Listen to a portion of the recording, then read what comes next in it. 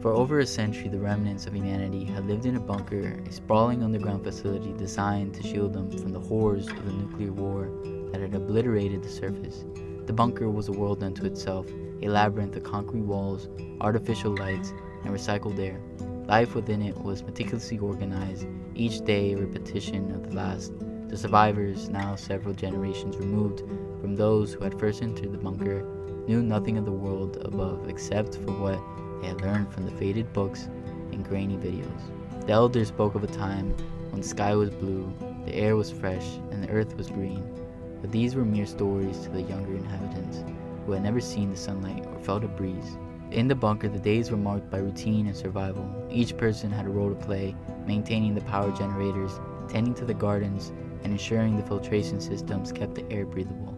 There was little room for deviation, and over time, bunker life became a comfort, a shield against the unknown dangers of the outside world. The walls of the bunker were a barrier between them and fear of what it might be waiting above. Yet, despite the security the bunker provided, there was a growing restlessness among the younger generation. They had heard whispers of exploration, the possibility of leaving the bunker to see what remained of the world that their ancestors had destroyed. For some, the idea was thrilling, for others it was terrifying. But the seed of curiosity had been planted and began to take root in the minds of those who had known nothing but the confines of the bunker. Among them was Lena, a young woman who had always felt a yearning for something more. She had spent her life following the rules, fulfilling her duties, but the stories of the world above had ignited a spark within her that could not be extinguished. She would often linger in the bunker's library, poring over old maps and photographs, imagining what it would be like to stand in the places she saw on the pages. The thought of leaving the bunker was both exhilarating and terrifying, but Lena knew that she could not ignore the pull she felt. One day, a group of like-minded individuals approached Lena with a proposition. They had been working in secret, preparing for a journey to the surface. The time had come, they said, to see for themselves what the world had become. Lena hesitated, torn between her fear of the unknown and her desire for freedom. But as she looked around at the gray walls of the bunker, she knew that her decision had already been made.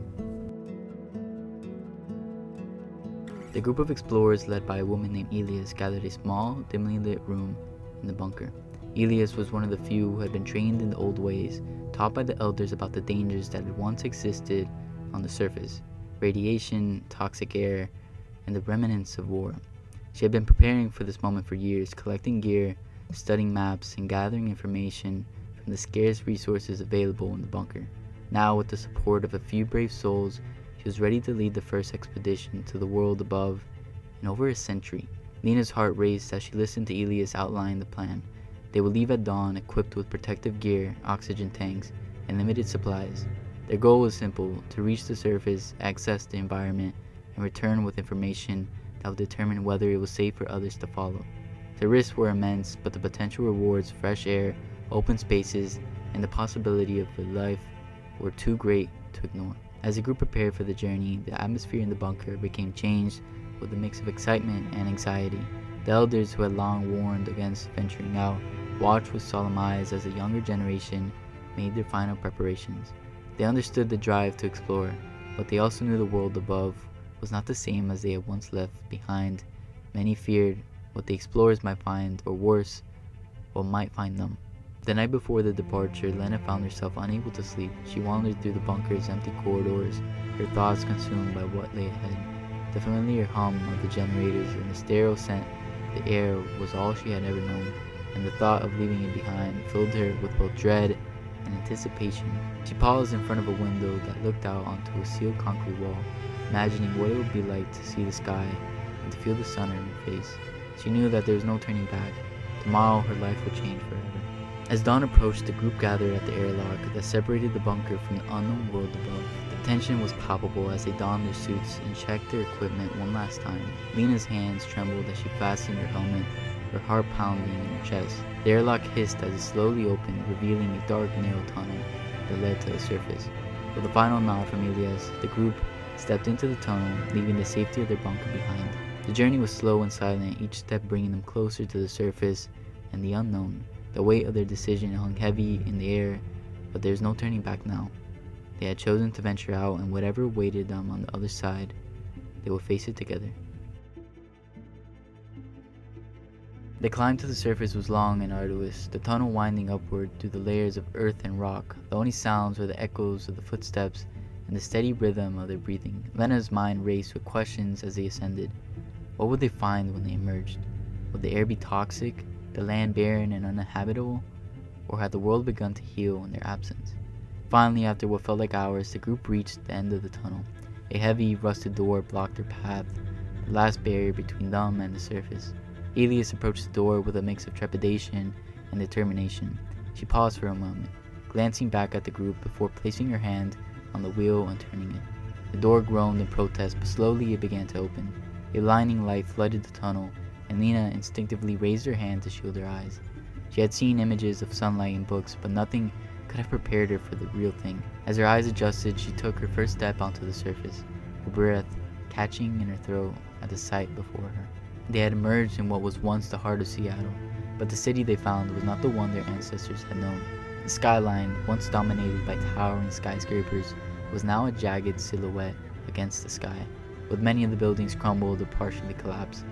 But instead of a desolate wasteland, the group was greeted by a landscape that was both haunting and beautiful. Nature had reclaimed the city in their absence. Trees and vines had grown over the skeletal remains of buildings, their roots breaking through concrete and asphalt. The streets were covered in a thick carpet of moss and grass, with wildflowers blooming in the cracks. The air, surprisingly fresh and cool, was filled with the scent of earth and vegetation, free from the radiation that had plagued it so long ago. The silence was overwhelming. There was no sounds of traffic, no voices, no signs of bustling city that had once existed here. It was as if the world had paused, allowing nature to take back what had been lost. The group stood in awe, taking in the surreal beauty of the scene before them. There was a stark contrast to the sterile, confined world of the bunker, and for the first time in her life, Lena felt truly alive. As they ventured further into the city, the group marveled at the resilience of nature. Trees that sprouted from the tops of skyscrapers, their branches reaching out towards the sun. Rivers that had once been buried beneath concrete now flowed freely, their waters clear and sparkling. The ruins of the old world were slowly becoming consumed by the new, as if Earth itself was healing from the wounds of the past. For Lena, the experience was both humbling and liberating. She had expected to find a world ravaged by destruction, but instead she had found a world reborn. The Earth, despite all the damage that had been done to it, had not only survived but thrived in their absence. It was a powerful reminder that nature, in the end, would always find a way to heal. As the group explored the overgrown city, they began to piece together the story of what had happened in the years since the nuclear war.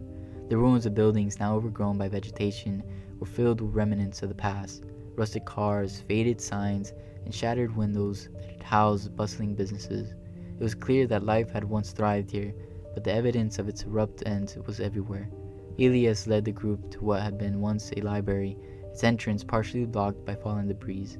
Inside, the walls were lined with shelves of books, many of them deteriorated by time and exposure, but some had survived. Preserved in the cool, dry air of the building, the group carefully selected a few volumes, hoping to learn more about the world that had been lost. Lena, in particular, was drawn to a book that had chronicled the history of Seattle before the war. As she flipped through the pages, she saw images of the city as it had once been: busy streets, gleaming skyscrapers, and vibrant neighborhoods filled with people. It was a stark contrast to the quiet, overgrown landscape they had found. The book also detailed the events leading up to the war, the tensions that had escalated between nations, and the devastating decisions that had ultimately led to the destruction of the world above. As they continued their journey through the city, the group encountered more signs of the past. They found the park where children had once played, now overtaken by wildflowers and tall grass. The remnants of a school, its playground equipment, rusted and broken, stood as a haunting reminder of the lives that had been abruptly cut short. But even in these ruins, there was a sense of peace, as if Earth was gently reclaiming what had been lost. The group also discovered that they were not the first to venture out of the bunker. In an abandoned apartment building, they found a journal left behind by a survivor who had ventured out decades earlier. The journalist detailed the survivor's experience, initially overwhelmed by the destruction, but gradually finding solace in the beauty of the world that was emerging from the ruins. The journal ended abruptly, suggesting that the survivor had moved on, perhaps to find others or to continue exploring the world above. These discoveries had a profound effect on the group. They had left the bunker expecting to find only death and decay, but instead they had found the world in the process of healing. The realization that life could continue even after such devastation filled them with a sense of hope and purpose. As they prepared to return to the bunker, Lena and the others knew that they had a responsibility to share what they had found. The world above was not a place to be feared, but a place of renewal and rebirth. They had been given a second chance, and it was up to them to ensure that future generations could learn from the mistakes of the past and live in harmony with the earth. The return to the bunker was met with a mixture of excitement and trepidation. The group had seen the world above and now carried with them a message of hope, but they also knew that the discoveries would challenge the long-held beliefs of the bunker's inhabitants, who had lived in a fear of the world outside for generations. Elias, Lena, and the others gathered the community in the central hall, a cavernous room that had served as a meeting place for as long as anyone could remember. The air was thick with anticipation as the group shared their findings, describing the world above in vivid detail. The overgrown city, the fresh air, the clear waters, and the signs of life returning to Earth. At first, there was disbelief. The idea that the surface was anything other than a wasteland was difficult for many to accept. But as the group presented the books, photographs, and journal that had been brought back, the mood began to shift. The evidence was undeniable, and soon the bunker's inhabitants were filled with a sense of wonder and curiosity. Lena spoke from the heart, sharing her personal experience of standing in the sunlight for the first time, of feeling the cool breeze on her face, and of witnessing the resilience of nature. She urged the community to embrace this new world, to see it not as a threat, but as an opportunity to start anew. Her words resonated with many, and soon conscience began to form. It was time to leave the bunker. Preparations were made for the transition. The knowledge and skills that had sustained them in the bunker would now be used in the world above. The gardens would be expanded to grow food in the open air, and new homes would be built among the ruins, blending the old world with the new. The elders who had long feared the surface now offered their wisdom and guidance to ensure that the mistakes of the past would not be repeated. The day finally came when the entire community stood at the airlock, ready to step into the world above. It was a moment of both reflection and anticipation. The bunker had been their refuge, but it had also been their prison. Now they were free to live in harmony with the earth, to rebuild not just their lives, but the world itself. As the airlock opened, the first rays of sunlight streamed into the bunker, casting long shadows on the concrete walls. The community stepped forward, one by one, into the light. The world they found was still healing, but it was full of potential. The trees swayed gently in the breeze, birds chirped in the distance, and the scent of fresh earth filled the air. For Lena and the others, it was a moment of profound reflection. They had come from a place of fear and isolation, but they had merged in a world of hope and renewal. Nature, despite all that happened, was taking back what was hers. The earth was healing, and now, so too would they. They were not just survivors, they were the stewards of a new beginning.